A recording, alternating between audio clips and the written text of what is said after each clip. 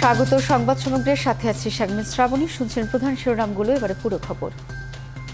চলমান তাপদাহ আবহাওয়া অধিদপ্তরের সতর্কতা জারির কারণে মাধ্যমিক ও উচ্চ শিক্ষা অধিদপ্তরের আওতাধীন শিক্ষা প্রতিষ্ঠানের ছুটি 1 সপ্তাহ বাড়ানো হয়েছে।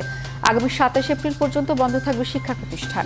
ঈদের ছুটি শেষে রবিবার থেকে স্কুল খোলার কথা ছিল, কিন্তু তীব্র গরমের কারণে শুক্রবার থেকেই 3 দিনের হিট অ্যালার্ট জারি করে আবহাওয়া অধিদপ্তর। এ কারণে স্কুল আরও 1 সপ্তাহ বন্ধের দাবি জানায় অভিভাবক ঐক্য ফোরাম। দেশজুড়ে তাপদাহের কারণে স্কুল বন্ধের সিদ্ধান্ত নিয়েছে শিক্ষা মন্ত্রণালয়। আগামীকালের পরিবর্তে 28 এপ্রিল খুলবে শিক্ষা প্রতিষ্ঠান। এর আগে দেশের সব সরকারি প্রাথমিক বিদ্যালয়ে অ্যাসেম্বলি বন্ধের নির্দেশ দেয় প্রাথমিক ও গণশিক্ষা মন্ত্রণালয়। এদিকে সারা দেশে তাপদাহ আরও তীব্র হওয়ার শঙ্কা জানিয়েছে আবহাওয়া অফিস। কর্মকর্তারা বলছেন, আগামী কয়েকদিন গরম কমার কোনো সম্ভাবনা নেই। আবহাওয়াবিদরা বলছেন, ভারতের পশ্চিম অঙ্গরাজ্যে বৃষ্টি না হলে তাপমাত্রা কমবে না, তাই গরম আরও বেড়ে যাওয়ার শঙ্কায় সারা দেশে 3 দিনের হিট অ্যালার্ট জারি করা হয়েছে। আবহাওয়াবিদরা আরও জানান, পুরো এপ্রিল জুড়েই এমন তাপপ্রবাহ থাকবে। জলীয় বাষ্প বেশি থাকার কারণে অস্বস্তি বাড়তে পারে, তাই জরুরি প্রয়োজন ছাড়া ঘরের বাইরে যাওয়ার দরকার নেই। এদিকে প্রচণ্ড তাপদাহে অতিষ্ঠ সারা দেশের মানুষের জীবনযাপন। আবহাওয়া অফিসের কর্মকর্তারা আশঙ্কা করছেন, এরকম গরম আগামী কয়েকদিন থাকবে, নেই বৃষ্টির সম্ভাবনাও। শনিবার দেশে সর্বোচ্চ তাপমাত্রা রেকর্ড করা হয়েছে যশোরে 42.6 ডিগ্রি সেলসিয়াস। সহকর্মীদের তথ্য ও ছবিতে প্রতিবেদন। চুয়াডাঙ্গায় প্রতিদিনই ঊর্ধ্বমুখী তাপমাত্রার ব্যারোমিটার। বাসিন্দারা বলছেন, হিট অ্যালার্ট হওয়ায় জরুরি প্রয়োজন ছাড়া কেউ ঘরের বাইরে বের হচ্ছেন না। পূর্বাভাস অনুযায়ী এই তাপপ্রবাহ আরো কিছুদিন থাকতে পারে এবং বৃদ্ধি পেতে পারে। এর সাথে জলীয় বাষ্পের আধিক্যতাও বাড়তে পারে, এজন্য অস্বস্তিও বৃদ্ধি পেতে পারে। চুয়াডাঙ্গার কাছের জেলা যশোর, সেখানে বেলা বাড়ার সঙ্গে সঙ্গে বাড়তে থাকে সূর্যের তাপ। স্বস্তি পেতে পুকুরে কিংবা খালে নেমে পড়ছে শিশু কিশোররা। বড়রা রয়েছে আরও বিপাকে। তারা বলছেন, বারবার পানি খেয়েও তৃষ্ণা মিটছে না। গরম মেলা, গরমে যারা টিকা যাচ্ছে না, গাড়ি চালাতে পারতেছি না। বাচ্চা কাচ্চার কোচিং স্কুল আছে, এটা তো যাওয়া যাচ্ছে না। তার বাইরে বেরোলে যে বাতাসটা যেমন গায়ে লাগছে না, অনুভূতি হচ্ছে কম। রাস্তার পিচ গলে যাচ্ছে, এমন তো পরিবেশে আসলে সাধারণ মানুষের জনজীবন খুবই সংকীর্ণ। একই রকম অবস্থা বৃহত্তর খুলনার সব জেলায়। সেখানে দিনের সর্বোচ্চ তাপমাত্রা 37 থেকে 40 ডিগ্রি সেলসিয়াসে ওঠানামা করছে। হাসপাতালে বাড়ছে রোগী। রসালো ফল, এইসব রসালো ফল, সিজনাল রসালো ফলগুলো বেশি করে খাওয়ার চেষ্টা করতে হবে। বরিশালের সবচেয়ে কষ্টে আছেন দিনমজুর। একটি কাজ করলেই ক্লান্ত হচ্ছেন সবাই। রিক্সা চালাইতে সমস্যা, গরমের জ্বালা অতিষ্ণ, খ্যাপ পাই না, লোকজন নাই, আয় রোজগার নাই। রৌদ্রতে তো জনজীবন অসুস্থ, সবই চামড়া পুড়িয়ে যাইতে আছে। জামালপুরেও সকাল থেকে সূর্য তাপদাহ ছড়াচ্ছে চারদিকে। কৃষকদের জন্য কষ্টসাধ্য হচ্ছে মাঠের কাজ। শরীরে তাপ লাগতেছে, ঘাম ঝরতেছে, আমাদের উপায় নাই, আমরা গরিব মানুষ, আমাদের কাজ করে খাইতে হবে। এই রোদে আমাদের চামড়া পুড়ে যাইতেছে, তাও আমাদের কাজ করতে হবে।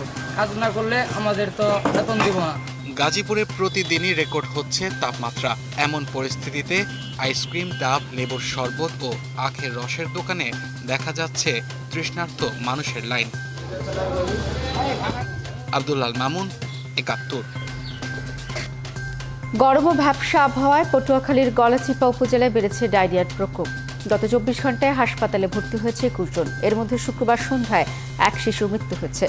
উপজেলা স্বাস্থ্য কমপ্লেক্সের পরিবার ও পরিকল্পনা কর্মকর্তা মেজবাউদ্দিন জানান, গত 24 ঘন্টায় 21 জন ভর্তি সহ বর্তমানে রোগীর সংখ্যা 119 জন, যা বেডের চেয়ে 6 গুণ বেশি। প্রতিদিন গড়ে নতুন রোগী ভর্তি হচ্ছে 15 থেকে 20 জন, যে কারণে মেঝেতে শুয়েও চিকিৎসা নিচ্ছে অনেকে। এছাড়া হাসপাতালে বহির্বিভাগেও রোগীর ভিড় থাকছে। এত রোগীর চাপ সামলাতে বিপাকে পড়েছে হাসপাতাল কর্তৃপক্ষ। এদিকে চিকিৎসক জানিয়েছেন, শুক্রবার দুপুরে 5ম শ্রেণীর শিক্ষার্থী মিম ডায়রিয়া আক্রান্ত হয়ে বাসায় পরপর কয়েকবার বমি করে দুর্বল হয়ে পড়ে। সন্ধ্যায় হাসপাতালে ভর্তি করা হলে তাকে মৃত ঘোষণা করা হয়।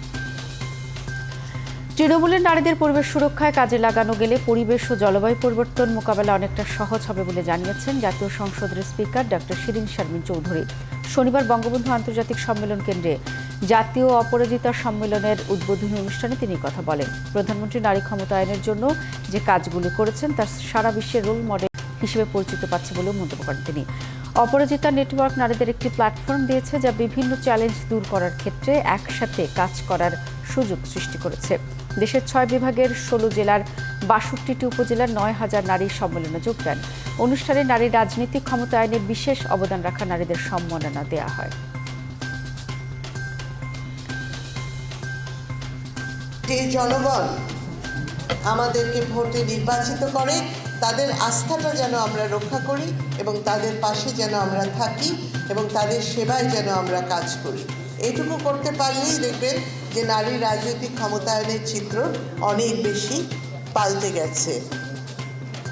আজকের বাংলাদেশ এগিয়ে যাচ্ছে প্রধানমন্ত্রী শেখ হাসিনার নেতৃত্বে। আগামীতে আমরা স্মার্ট বাংলাদেশ গড়ে তুলব।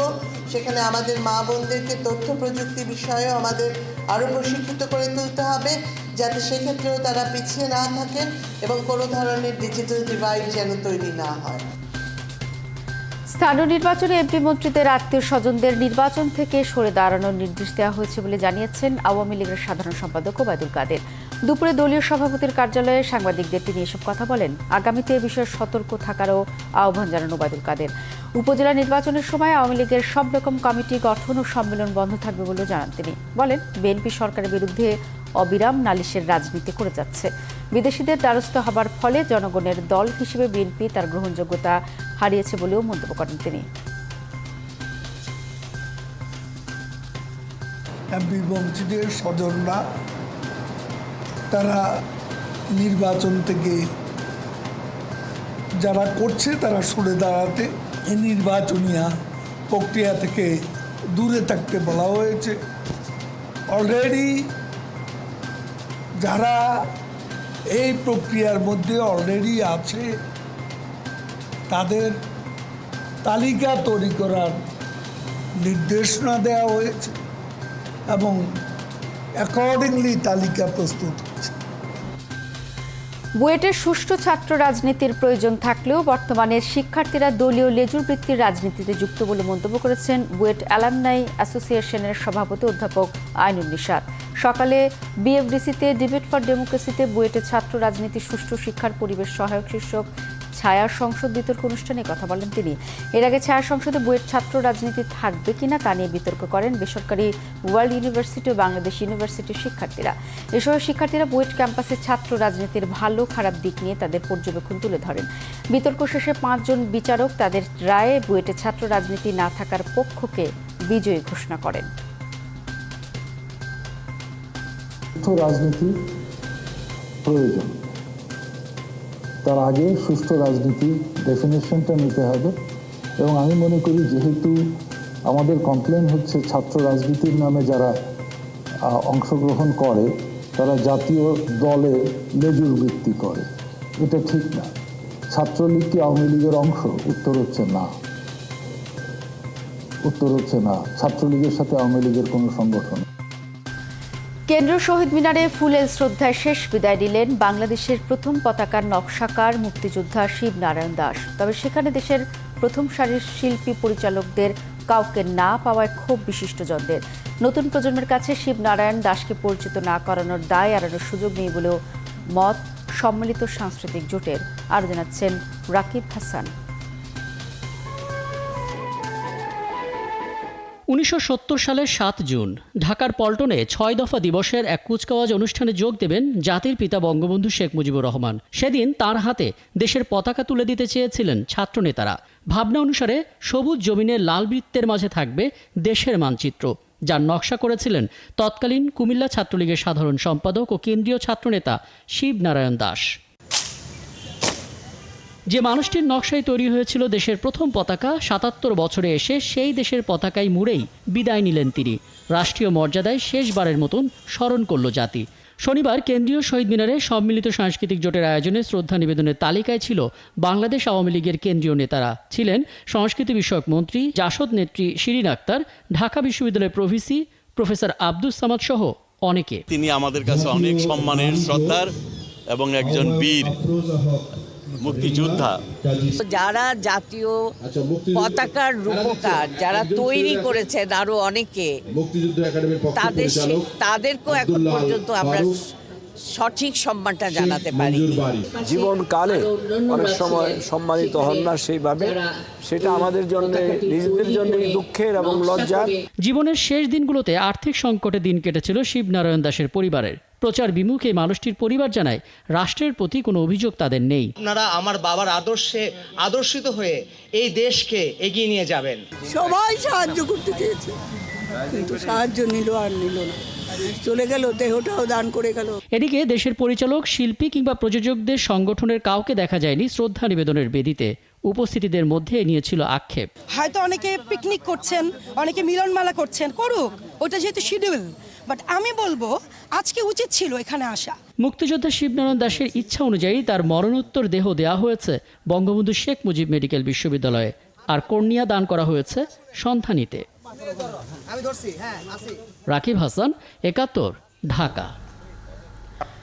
রাজনীতি চর্চার সঙ্গে সংস্কৃতি চর্চার যোগাযোগ থাকলে যে কোনো অপসংস্কৃতি দূর করা সম্ভব বলে মনে করেন দেশের বিশিষ্টজনেরা।